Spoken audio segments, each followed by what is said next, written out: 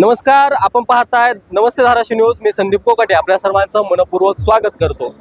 उद्यापासून तुळजाभवानी मातेच्या शारदीय नवरात्र महोत्सवाला सुरुवात होते आणि आपण जर पाहिलं तर पारंपरिक पद्धतीनं ज्योत नेण्याची एक परंपरा असते आपापल्या गावांमध्ये, ज्या ठिकाणी देवीचं या ठिकाणी 9 दिवस पूजा केली जाते आणि त्याच कुठेतरी त्या पारंपरिक पद्धतीचा भाग म्हणून आज आपण पाहतोय की जे काही गावखेड्यातले लोक आहेत ते तुळजाभवानी मातेच्या मंदिरातील जी ज्योत आहे त्याला आपली ज्योत लावून या ठिकाणी गावी नेताना दिसत आहेत।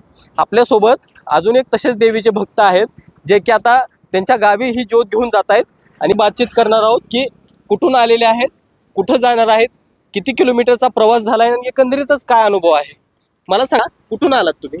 विक्रम तुकाराम बादडे, वडून तालुका, काडीवडगाव गाव, जिल्हा कुठला आहे? वडवणी, वडवणी, बीड जिल्हा। अच्छा, तर बीड जिल्ह्यातील हे भाविक आहेत जे की आता ज्योत घेऊन त्यांच्या गावी जात आहेत परत। कसा अनुभव होता एकंदरीत? काय नाही साहेब, पहिल्या वर्षी गेलो 5-7 वर्षापासून चालू ज्योत। पहिल्या वर्षी गेलो तर काय 12च मुलं होते फक्त ज्योत घेऊन। त्या वर्षी पहिल्या वर्षी जरा बेजारी झाली थोडी, पण तिथून नंतर मग उत्साह वाढला। मग 20-25 जण झाले तर आता काही बेजारी वाटत नाही बघा। ठीक आहे। खरं तर ही परंपरा एक अशी असते की ज्योत घेतल्याच्या नंतर जो ज्योत घेऊन पुढे जातोय भक्त त्याने पाठीमागं वळून पाहायचं नसतं आणि खऱ्या अर्थानं विजू पण द्यायची नसते। त्यामुळं एकंदरीतच आता जर आपण जिल्ह्यात परिस्थिती पाहिली किंवा राज्यभराची जर परिस्थिती पाहिली तर पावसाने वाऱ्याने थैमान घातलेलं आहे। कुठले आहेत? माझ्या गावचे। माझं काय सांगू शकाल की या सगळ्या परतीच्या प्रवासात आता एकंदरीत बघताय वातावरण एवढं खराब आहे, जिकडे पाऊस आहे, ऊन आहे, अचानकच मग पुन्हा वादळी वारा सुटतोय, ह्या सगळ्या गोष्टींचा काय प्रभाव पडला तुमच्या भक्तीमध्ये? काय त्याला होय घेऊन चालावं लागलं, छत्री घेऊन चालावं लागतंय ते पोळत, पण तरी पण ते आहे त्याच्यामुळे काही वाटत नाही।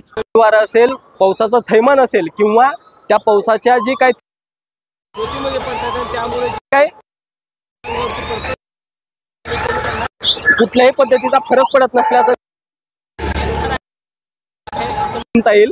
आणि तुळजाभवानी मातेचा जे शारदीय नवरात्र महोत्सव उद्यापासून सुरू होतोय त्याला खऱ्या अर्थाने आजपासूनच या ठिकाणी लगबग झालेली पाहायला मिळते। त्या दिशेने एक भक्तिमय वातावरण ह्या शहरांमधून त्या प्रवासामधून दिसून येत आहे।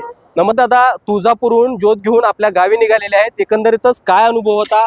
तर कुठून आलात आणि कुठपर्यंत? आता आम्ही तुळजापूरहून आलो होतो आणि जालना जिल्ह्यात आमचा खेडा गाव आहे, घनसंगी जिल्हा आहे, बेलवाडी घनसंगी जिल्ह्यात बेलवाडी गाव आहे, तिथं आता चाललो आम्ही।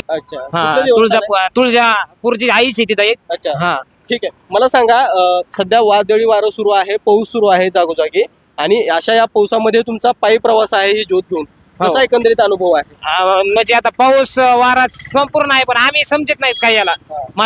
आम्हाला आईची आशीर्वाद आहे, शक्ती आशीर्वाद आहे आईचा। आई आम्हाला माहिती आहे, आम्हाला काहीच हानी पोहोचू शकत नाही। अच्छा, हो, ते भक्तीमध्ये इतकं तल्लीन झालं पाहिजे की जे भोवतालचं वातावरण आहे त्याचा देखील प्रभाव ह्या आपल्या भक्तीमध्ये पडला नाही पाहिजे। हा देवीचा आशीर्वाद आमच्या सोबत आहे, त्यामुळे आम्हाला कुठलीही हानी या ठिकाणी होत नाही किंवा शांती सांगा। तरुण पिढीनं आमच्यासारखं आता आम्ही 16 वर्ष चालू आहे मला म्हणजे मी 1-2 वर्ष झाला आता जातोय, तर मला म्हणजे इतका आनंद होतो की मी घरच्याने नाही जरी जाऊ दिलं तर मी जात असतो। बरं, आता ऐका दादा, अजून एक महत्वाचा विषय आहे जो की या एकीकडे तरुण पिढी जी या ठिकाणी ज्योत घेऊन जाताना पाहायला मिळते, की तरुण पिढी आजकाल कुठेतरी व्यसनाधीनतेचं प्रमाण आणि अशा धार्मिक कार्यक्रमाला जाताना देखील दारू पिऊन जाणं, मग कुठेतरी पडापडी होते किंवा अन्य प्रॉब्लेम येतात। त्याच्यामुळे त्या तरुण पिढीला काय आव्हान करणार जी दारू पिऊन ज्योत ठिकाणा येतात? नाही, त्या तरुण पिढीला मी एकच सांगू इच्छितो की तुम्ही आईसाठी जातात, तुमच्या स्वतः इच्छेतून तुम्हाला घरचे बी तुमचे पाठवतात, हे करतात, पण तुम्ही त्याचा फायदा दुसराच घेतात की तुम्हाला वाटतंय की आता चाललो आम्ही, तुम्ही दारू सिगरेट ते नाही तुम्ही करायला पाहिजे, तुम्ही नाही करायला पाहिजे तुम्ही ते। आता मी 1-2 वर्ष झालं जातोय, मला आनंद वाटतो म्हणून मी जातो, त्याच्यामुळे तुम्ही दारू ते नाही पिली पाहिजे। बरोबर। आता जर ते पाहिलं तर खऱ्या अर्थाने ही जी तरुण पिढी आता ज्योत आणताना जास्त सक्रिय दिसते, सहभागी दिसते, त्यांना देखील आवाहन आहे की आपण ज्या पद्धतीनं मद्यपान करून किंवा अन्य नशा करून देवीच्या नावाखाली ज्योत आणण्यासाठी ज्या ठिकाणी जाणं हे खरंच चुकीचं आहे। आणि अशाने भक्ती होणार नाही. नवरात्र महोत्सव जी सुरू आहे त्याचा खऱ्या अर्थाने अनेक ठिकाणी या ठिकाणी भक्तिनाद दिसून येतोय.